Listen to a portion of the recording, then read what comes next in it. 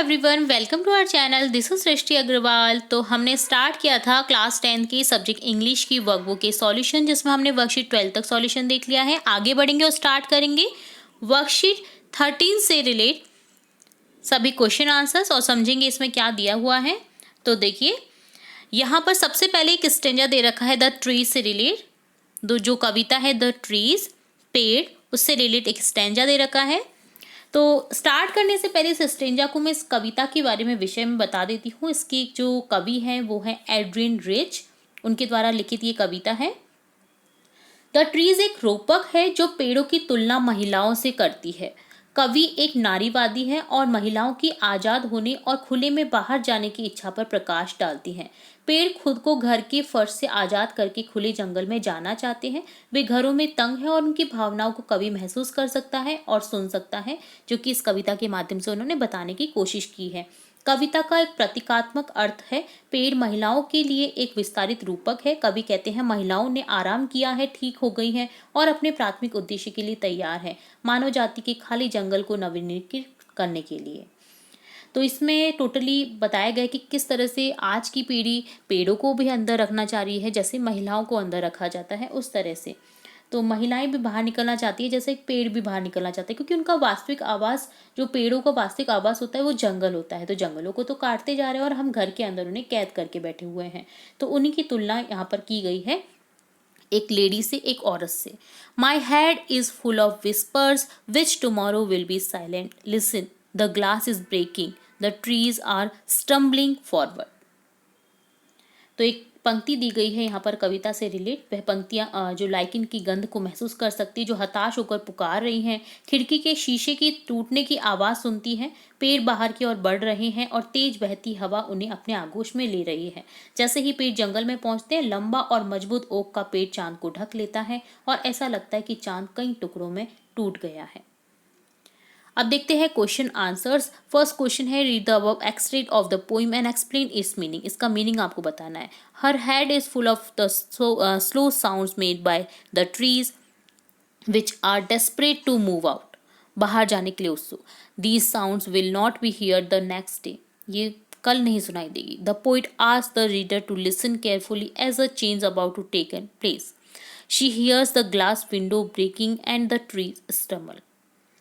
Second question है, briefly interrupt the theme and idea of the poem the trees. यहाँ पर आपको संक्षेप में बताना है कि इसमें क्या कहा गया है एक पोइट के थ्रू।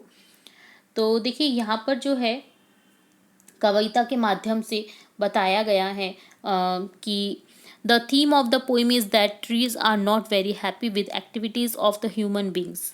जो मानव के द्वारा किया जा रहा है उनसे खुश नहीं है पेड़। The poem shows the conflict between man and nature.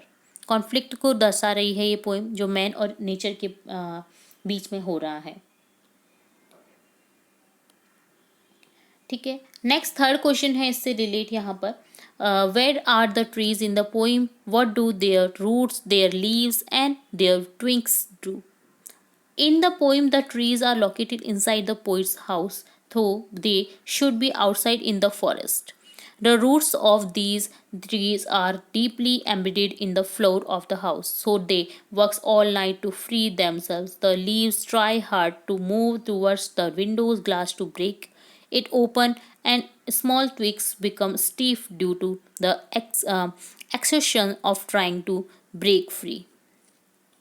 तो यहाँ पर वहता को बताया गया कि पेड़ की जड़ें जो हैं वो किस तरह से फर्श के नीचे से जाकर के बाहर जाना चाहती हैं, प्रयास कर रही हैं, वो खोलने का प्रयास कर रही हैं। जो पत्तियाँ हैं वो खिड़की को खोलने का प्रयास कर रही हैं और कोशिश के कारण जो छोटी टहनियाँ हैं वो कैसी सख्त हो जाती हैं। तो ये उनकी वहता को यहाँ पर बता रहा है कविता में, क्योंकि यहाँ पर पूछा गया है कि कहाँ हैं पेड़, उनकी जड़ें, उनकी पत्ती, उनकी टहनियाँ क्या करती हैं। तो रात भर वो यही करने की कोशिश करती हैं जब हवा चलती है। तो यहाँ पर उनकी एक मनोदशा को दिखाया गया है पेड़ की, जो घर के अंदर कैद है। ठीक है, तो ये था स्टेंजा ट्री से रिलेट, द ट्री से रिलेट। अब देखेंगे नेक्स्ट स्टेंजा यहाँ पर दे रखा है सेकेंड, फॉग। फॉग यानी कोहरा, कोहरा से रिलेट यहाँ पर कुछ बताया गया है। तो स्टार्ट करने से पहले इस कविता का भी हम वो देख लेते हैं कि इसका सारांश क्या है।